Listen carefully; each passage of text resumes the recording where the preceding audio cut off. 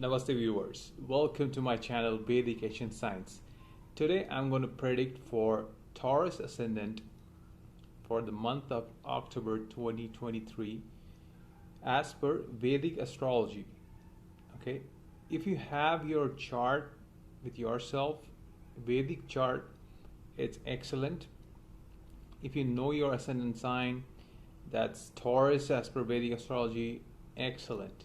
If you do not know, then you can go to any of the free websites, renowned free websites, and generate your chart, and you will know what's your ascendant sign. Knowing your ascendant sign, you can watch this video. Okay, Vedic astrology is a sidereal astrology. It's not like tropical astrology, so I recommend you to just know your ascendant sign. If you already know your ascendant sign, if you have your chart, if you know what all promises you have in your chart, then it would be excellent to watch this video, because this video is all about the transits of the planets, how it will affect your life. The predictions which I do, it's monthly predictions. Okay, what does it mean? Monthly prediction means I would go day by day how the month will be. Okay, I've been doing this for last 6 months, and I'm getting positive reply. For English viewers, I have a different channel in Portuguese. I've been doing this for like 3 years now, and I've got excellent feedback for the predictions, monthly predictions. And what I've been studying Vedic astrology for a long time, and my feedback about event predictions, there are many techniques. People see Mahadasha, Dasha, and Bhrigu Chakra Paddhati, and various other techniques to get the predictions. But the basic, and it works wonders. Okay, the gochar, the transit of the planets, nothing can beat this. Nothing. Okay, and whoever claims to have some technique, something, it's all BS. I'm telling you, nothing stands before transits of the planet. And the most important thing is you have to know what all promises you have, what all planets you have in your natal chart. Okay, that's how the transit works. Okay, the transit planets, okay, these planets, they are responsible for triggering events on your chart, on your natal chart. So why if you see predictions for tropical astrology, it's all general, it's all generic for everybody. For everybody it'll be like similar. Okay, but what I am doing as per Vedic astrology is I am trying to give you the hints. Okay, you have to have your natal chart to see what's happening in your life. And knowing this, you will understand how the transit planets work. Alright, now I'm going to explain you the planetary positions, and you check your natal chart. If you have a natal chart, it's okay. If you do not have your natal chart, but at least you know your ascendant sign. I'm talking about ascendant sign, not the moon sign. Moon sign is different. Moon sign is called Rashi. Okay, I'm talking about Lagna. Lagna is ascendant sign. If you know your ascendant sign, that's well and good. Most of the people, especially in India, they follow Rashi, moon sign. But my predictions are based on ascendant sign as per Vedic astrology. It's kind of complicated, but it's, if you want to be if you want to get correct predictions, then you have to use your brain. Okay, if I tell you you don't have to worry anything, Taurus, so and so things will happen, 19 out of 100%, like 40%, 30% will happen. That's generic. Okay, I'm not talking about generic, I'm talking about specific. Your life. Okay, not everybody else's life. You have to have your natal chart. If you have a natal chart, and if you have done some research on your natal chart, then it will be excellent. If not, then at least you have to know your ascendant sign. Now I'm going to explain you the planetary positions, then I'm going to go day by day predictions. Okay, Rahu and Jupiter is in your 12th house. Okay, Rahu is in the 12th house. It's a house of Rahu. Rahu is foreign lands. 12th house is foreign lands. Rahu is expansion, no limit. No limit to the expansions. 12th house is all about this expansion. Okay, beyond this world. And Rahu is Karka for this. Jupiter is also Karka for this. 12th house is all about meditation. So with the help of meditation, you can reach wherever you want to reach. And spiritually, I'm talking about. And this house is spiritual house. Okay. This house is also about expense. So what Rahu will do is, if it's good in your chart, then it will not trouble you in your sleep. But if it's bad in your chart, then it will definitely trouble your sleep.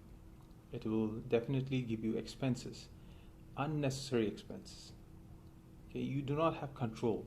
Suddenly you see your credit card statement that money's gone, or something you bought, and unnecessary things you bought, and you're trying to spend money. So this is what Rahu does.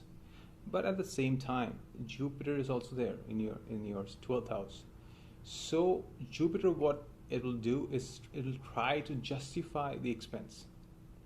It'll try to balance this equation. But anyhow, Jupiter is powerful planet. Okay, it really affects your life. 4 planets are extremely powerful planets. Saturn, number 1.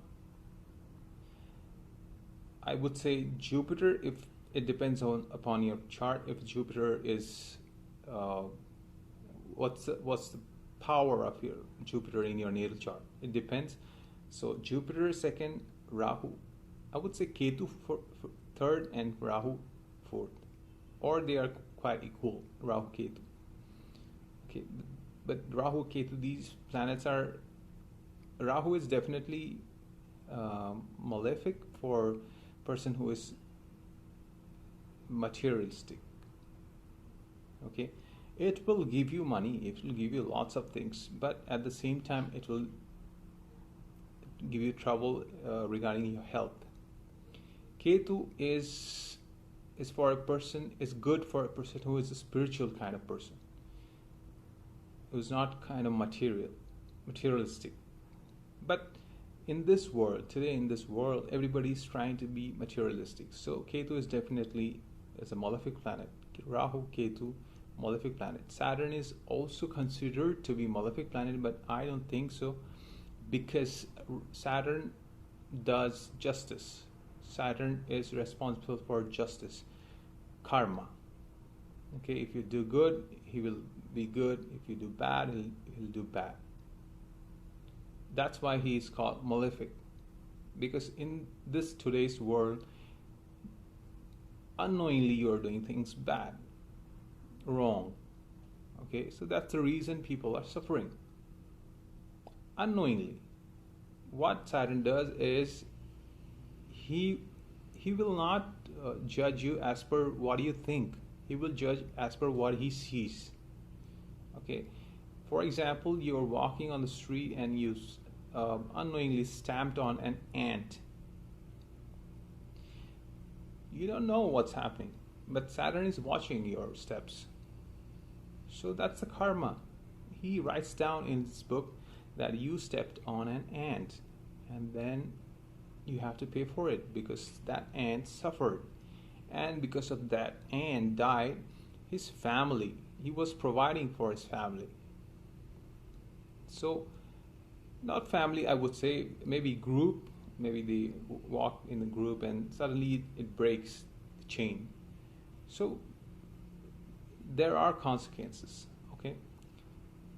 So, Rahu and Jupiter in this house, they are trying to create a lot of events in this house. Why? Because Saturn is looking at the 12th house from 10th house.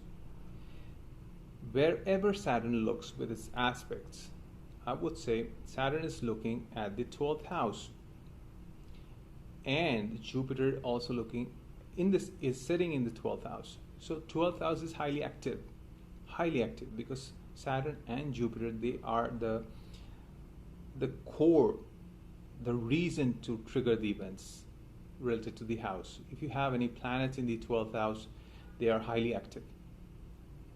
Okay, because of Saturn looking at the 12th house and Jupiter sitting in the 12th house.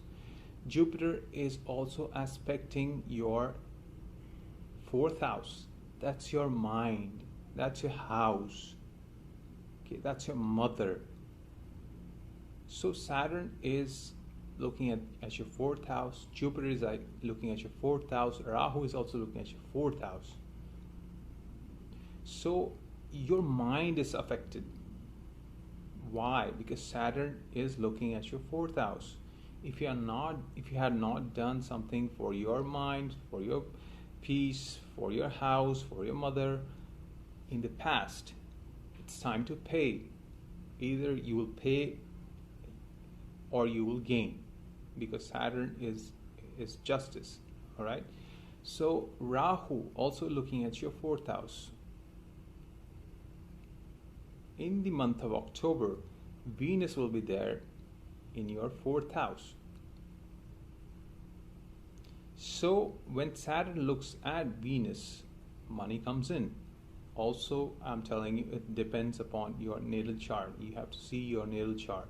Okay, it's transiting planets. They are looking at each other, like Venus looking at Saturn, Saturn looking at Venus. Money flow, peace at home, love at home, peace of mind, happiness. Venus is all about happiness, peace of mind. Rahu also looking at Venus. In terms of monetary gains, obviously there will be. Okay, but Rahu is also responsible for destroying your peace. It will destroy your peace in what sense? It'll give you the desire. Rahu is desire. Okay, it'll trouble you with your desires. Okay, Rahu, Jupiter, they are aspecting your 6th house, but Saturn is not aspecting your 6th house. Saturn is aspecting your 7th house. So nothing major events will happen regarding your 6th house. But definitely in terms of Rahu and Ketu, as I told you, Rahu and Ketu also, they are responsible for triggering events. 4 planets, Saturn, Jupiter, Rahu, Ketu. These 4 planets are responsible for triggering events. So when Ketu is in your 6th house is your routine, day-to-day, your work life, day-to-day routine life. Ketu is aspecting your 10th house also, where Saturn is sitting.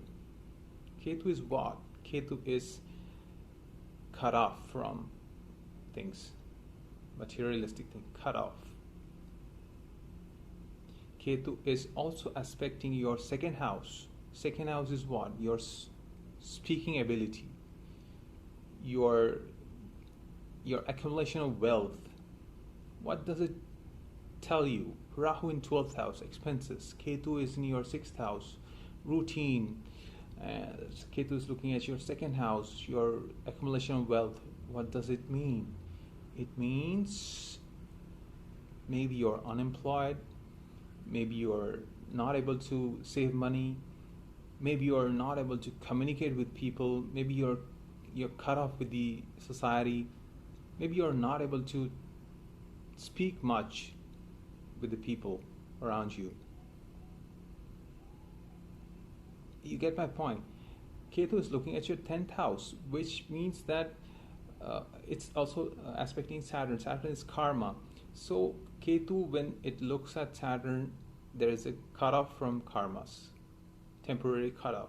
Okay, this is transiting. You must check your natal chart for this. Okay,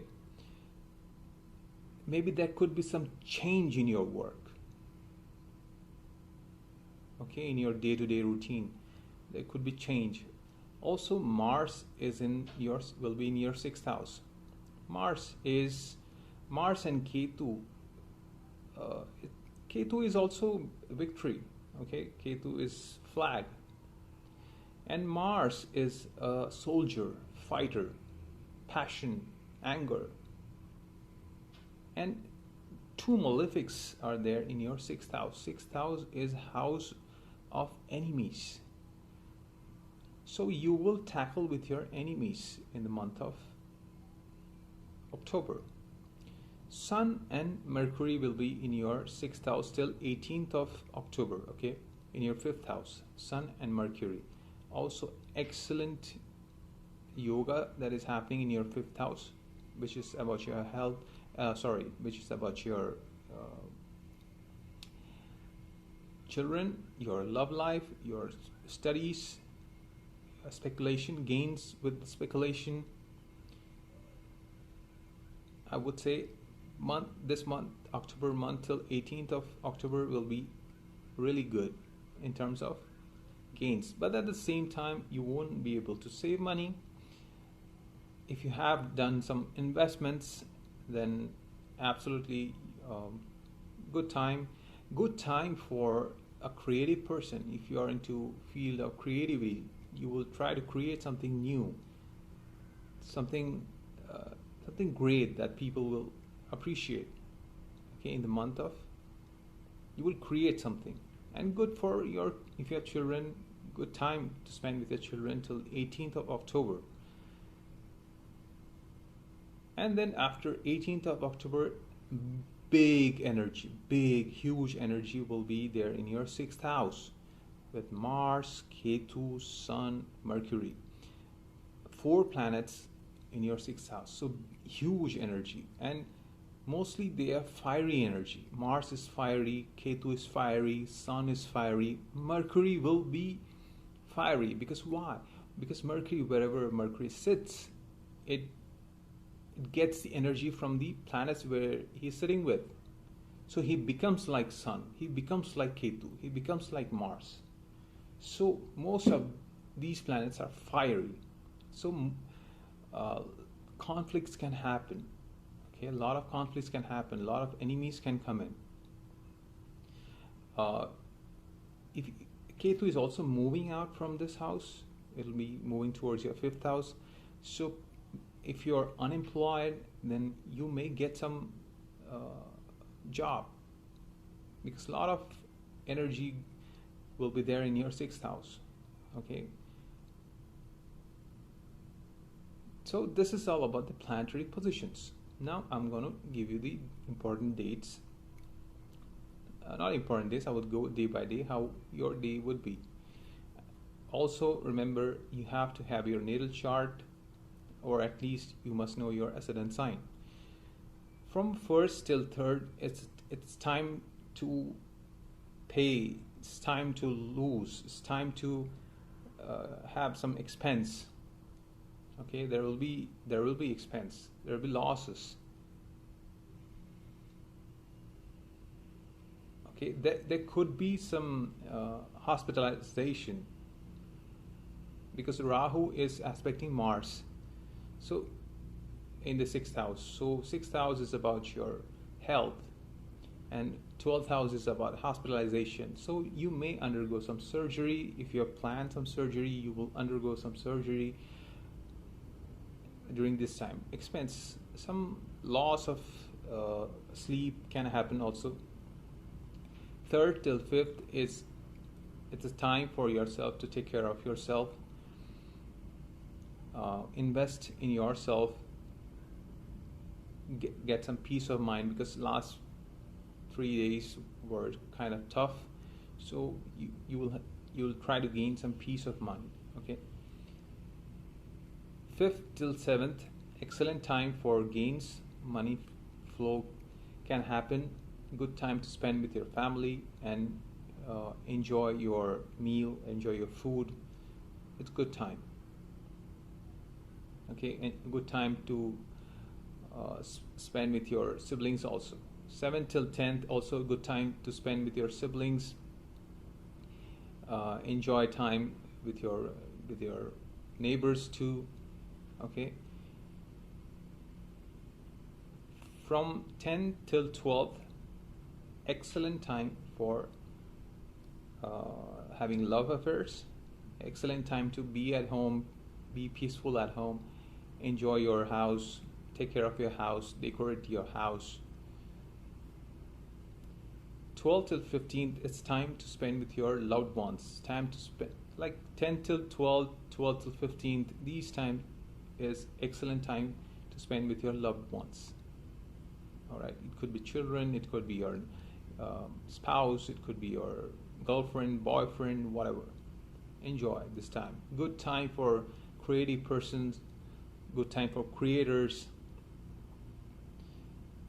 From 15 till 17, there could be some conflicts, there could be some accident, there could be some, so be careful during 15 till 17. Something can happen related to your health.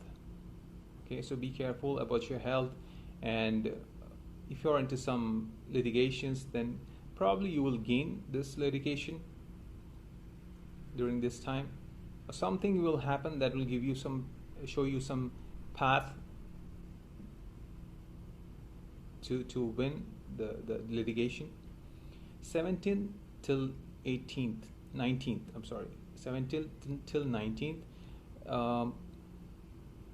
I would say it's good time for your business, if you are into business, if you have business, or it's good time for you to spend with your spouse if there is any conflict going on between you, like kind of divorce something. It's good time to sit down and try to get to some point, their mutual understanding between 17th till 19th. Also with your business partner, if you have. 19 till 22nd, it's again time of stress, a lot of stress. Maybe there could be some loss. Okay, so be careful during 19th and 22nd. 22nd till 24th, if you're having job, then probably there could be some travel happening. There could be these days, 22nd till 24th are the lucky days. So enjoy this time. Try to come closer to your boss or your father, your guru. Time to visit temples, churches, be religious. 24th to 26th, I would say this time would be kind of good at your workplace, but at the same time you'll feel emotionless. Okay, but I would tell you there could be some gains also, and if you have some love affairs going on, also good time to spend with your loved ones. For sure there could be gains happening during this time. 26 till 28 is time to enjoy with your friends. Time to enjoy with your friends. Also money flow is on the card. 28 till 30, again, some loss, some kind of loss, some kind of expense you will face. Okay, maybe as I told you, during 15th and 17th, some accident, some hospitalizations, some health issues can pop up, and during 28 till 30, maybe you have to again visit the hospital for some reason. Okay, some expense can happen, if not hospitalizations. Some major expense can happen during this time. And from at the end of the month, like 31st till 1st of November, again, it's time to realize what all things you have done and what all mistakes you have done, and try to correct those mistakes, try to learn things from your mistakes. Okay, so this is all about it for Taurus ascendant as per Vedic astrology for the month of October 2023. I hope you have liked this video, and do not forget to subscribe to my channel, and if you want to share my videos with your loved ones, your family, then you're welcome. All right, namaste for watching my video. Thank you.